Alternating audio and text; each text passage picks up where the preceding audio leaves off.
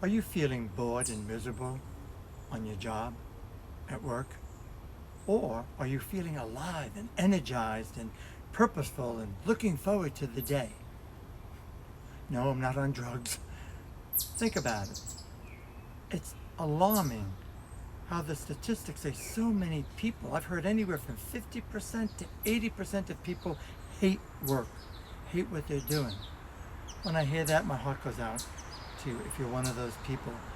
I feel so fortunate that so early in my life I found the work that I do that I feel is my calling, the work that I do with the Silva Method, and teaching and facilitating transformation for people. However, let's take a look, and today I'd like to share with you some thoughts, some ideas that I hope will help you to be, at least give you a roadmap, guide you to being more on purpose in your life and recognizing how to get there, what maybe it takes. And maybe you're already there, but you've got some selective memory and you're less tolerant because you're overwhelmed and you kind of misplaced the joy, what brought you there originally. We see this happening in relationships all the time, that if we're not careful, if we're not constantly working on it, it could be our work also, or any relationship, then unless we're constantly working on it, we run the risk of getting into selective memory, of only focusing on what we don't like, what doesn't work. And frankly, that's what I think is really going on with people, that they've lost sight, that some people really don't hate what they do, it's just that they have lost their tolerance for some of the crap, some of the dysfunction, some of the idiosyncrasies of people they have to work with. So again, I hope you find this helpful. So if we think of it this way, ultimately we're looking to be here now. Remember the power of now, Eckhart Tolle, Richard Alpert, or Barbara Ramdas, someone who I studied with in the early 70s. He talked about being here now. Way back in the early 1900s, there's a great premise called In Time, and it's this idea of being fully present in the moment. Because in life, some of us have this sort of badge of honor of being, people say, are you busy? Oh yeah, I'm busy. Oh, as long as you're busy.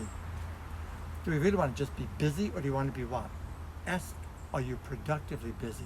Are you busy doing what you love? Are you busy doing what you enjoy? Are you busy doing things that give meaning to you in your life? That's what we're looking for.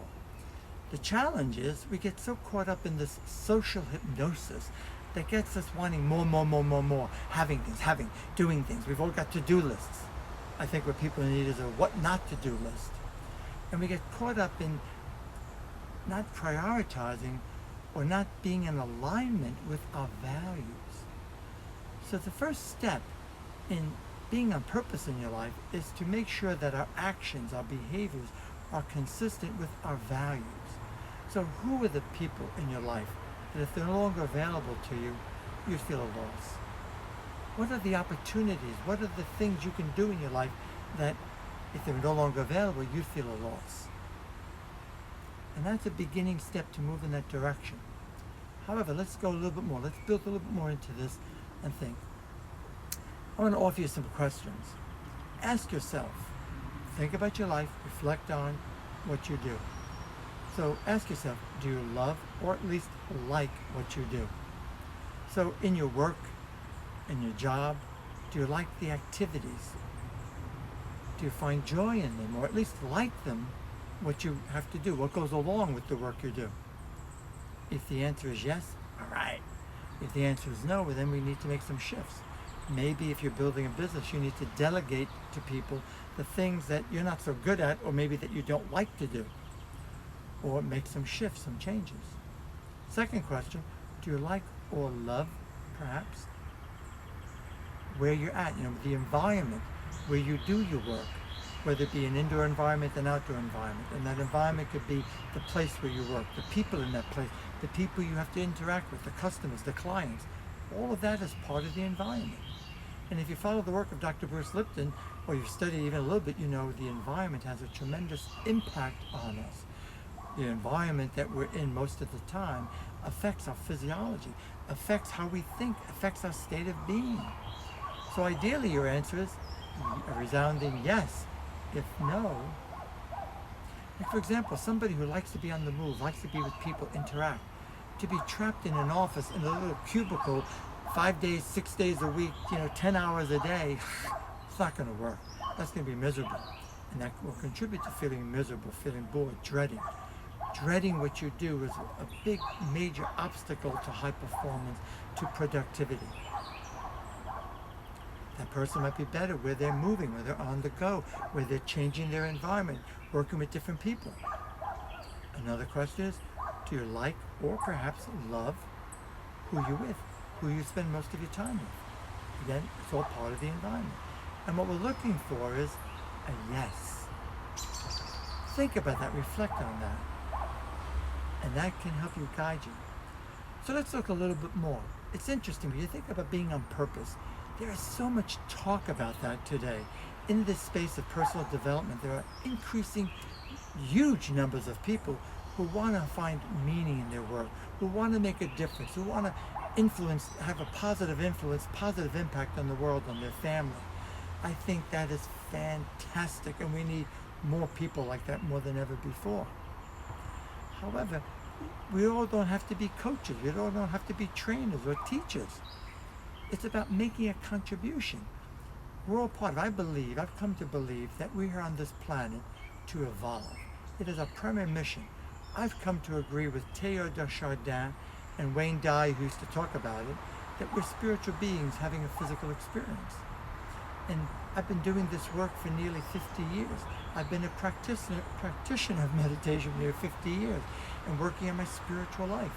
And I've come to realize that we're here to evolve, and to evolve to make manifest in the world our higher self, our best self. And that's the challenge. It's very easy while we're meditating, it's very easy in the privacy of our home to imagine our best self, our ideal life. The challenge is, that's not the challenge, excuse me, the challenge is bringing it with us in all we do, in the work we do, with the people we're with. And that takes time, that takes training, that takes practice, and it requires a skill set and the right kind of training for that. So making a contribution. Quick example for you. I was in the Chicago area delivering, I teach the Silva program in the Chicago area and here in Connecticut. And a bus driver was in the class, and she was coming back as a reviewer. And she loves it. She felt such a contribution. Now, I might say, I like to drive, but I dread the idea of being stuck in a bus driving in hot days or in traffic. But not her. She loved it. She loved meeting people, interacting, getting people to where they need to go. This is a woman who was on purpose in her life. She found meaning and a sense of contribution in doing the best possible job for these people. We're all part of civilization. We're all part of our community.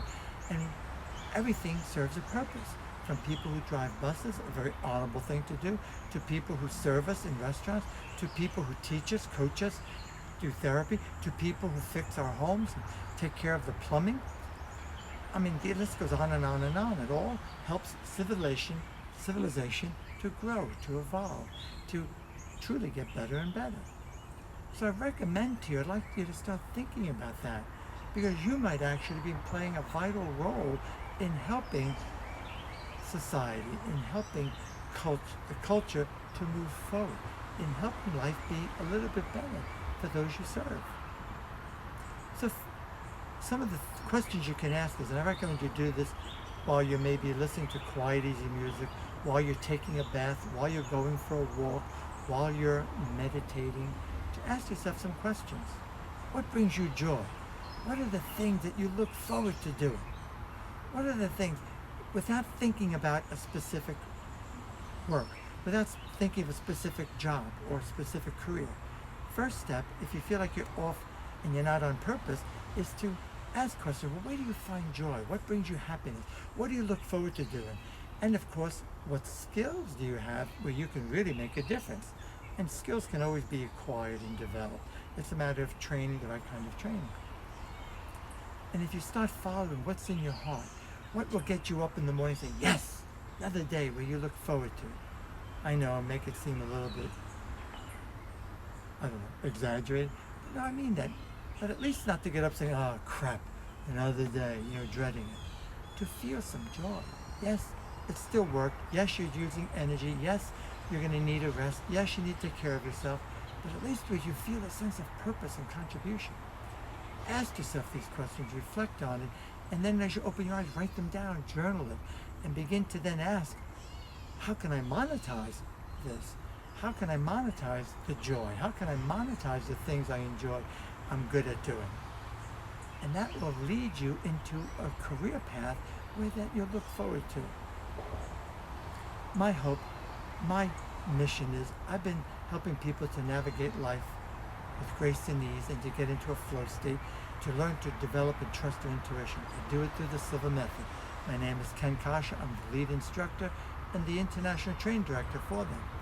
And part of that is, it is my sincere hope, whether you ever enroll and attend the Silva Method training or whatever it is that you're doing in your personal development practice, that you will make a difference, make a contribution, have lots of fun while you're doing it, feel the joy, and thrive while you're at it. Thanks so much for watching, and may I ask you a solid, if you're finding this helpful and you're resonating with what I'm saying, and you can think of people who could benefit, please share it. Let others know. Subscribe to my YouTube channel or my Facebook business page, because then you'll get the updates automatically. You'll be up to date with new content as I develop it for you. So again, thanks so much for watching. Until the next time,